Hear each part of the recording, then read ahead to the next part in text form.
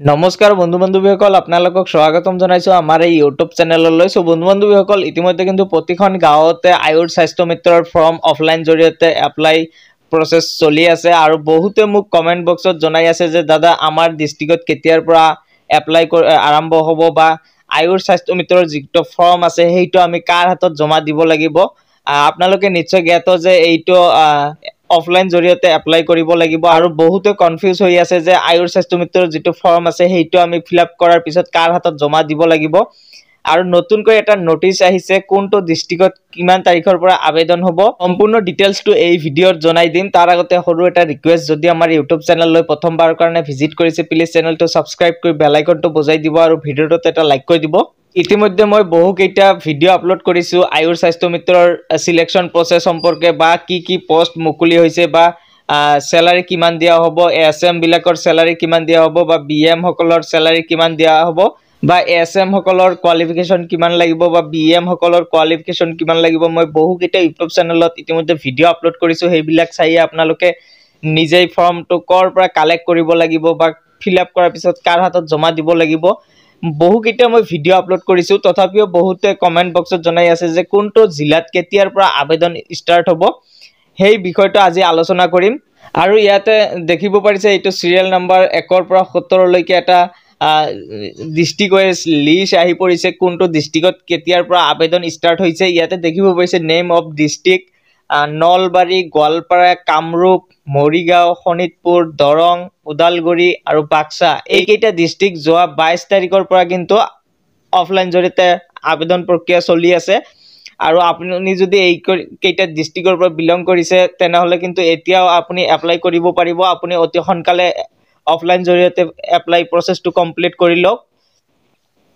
তাৰ পিছতে দেখিব পাৰিছে 9 নম্বৰত ধুবুৰী, তাৰ পিছতে কাছাৰ, শ্ৰীভূমি, লখিমপুৰ, মাজুলী, তাৰ পিছতে ধেমাজি, গোলাঘাট, কোকৰাঝাৰ।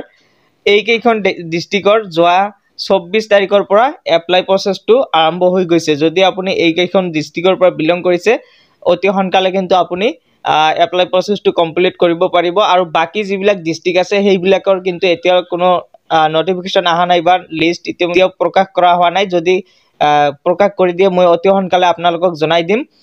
আপোনালোকে চেনেলটো সাবস্ক্ৰাইব কৰি ৰাখিব। এই কেইখন ডিস্ট্ৰিক্টৰ কিন্তু ইতিমধ্যে এপ্লাই প্ৰসেসটো আৰম্ভ হৈ গৈছে আৰু এইখনে হৈছে সেইখন ফৰ্ম যিটো এপ্লাইৰ কাৰণে আপোনাৰ জৰুৰী এইখন ফৰ্ম আপুনি ফিলআপ কৰিব লাগিব। প্ৰথমতে দেখিব পাইছে এপ্লিকেন্ট নেম, তাৰ পিছতে father's name, date of birth, qualification, sex male নে ফিমেল যেটো হয় সেইটো দিব লাগিব। তাৰ পিছতে এটা পাসপোৰ্ট সাইজ ফটো ইয়াতে গাঠি দিব লাগিব। তাৰ পিছতে এড্ৰেছ অফ কৰসপন্ডেন্স আপোনাৰ ফুল এড্ৰেছটো ইয়াতে ফিলআপ কৰি দিব লাগিব। স্টেট, পিন কোড, নেশনালিটি গোটেইবিলাক ইয়াতে ফিল কৰি দিব। তাৰ পিছতে দেখিব পাইছে state name, district name, block name, GP name অৰ্থাৎ গাঁও পঞ্চায়তৰ নামটো দিব লাগিব। তাৰ পিছতে দেখিব পাৰিছে village, post office, PS, district pin গোটেইবিলাক আপুনি কিন্তু ইজিলি ফিলআপ কৰিব পাৰিব। জাস্ট আপুনি ভালদৰে এবাৰ চাব আৰু এইবিলাক ফিলআপ কৰি দিব লাগিব। তাৰ পিছতে তলত দেখিব পাৰিছে বিএম নেম অৰ্থাৎ আপোনাৰ ব্লক মেনেজাৰ যাৰ আন্ডাৰত আপুনি যাৰ হাতত জমা দিব সেইজন বিএমৰ কিন্তু নামটো ইয়াতে লিখিব লাগিব। ৰেফাৰেন্স নেম এইবিলাক আপুনি নিজেই কৰিব পাৰিব। জাস্ট আপুনি আপোনাৰ যিজন বিএম হয় তাৰ নামটো আপুনি কালেক্ট কৰিব লাগিব আৰু তাৰ হাততে কিন্তু আপুনি এই ফৰ্মখন ফিলআপ কৰি জমা দিব লাগিব। এই ফৰ্মখন আপুনি যদি এতিয়ালৈকে পোৱা নাই মোৰ টেলিগ্ৰাম চেনেল আছে, এই ভিডিঅ'ৰ ডেসক্ৰিপশনত দি ৰাখিম। তাত আপুনি জয়েন হৈ আপুনি ইজিলি তাৰ পৰা ডাউনলোড কৰি কালাৰিং এটা জেৰক্স কৰি লৈ সেই ফৰ্মখন ফিলআপ কৰি আপুনি বিএমৰ ওচৰত জমা দিলেই আপোনাৰ অফলাইন জৰিয়তে এপ্লাই প্ৰসেসটো কমপ্লিট হৈ যাব।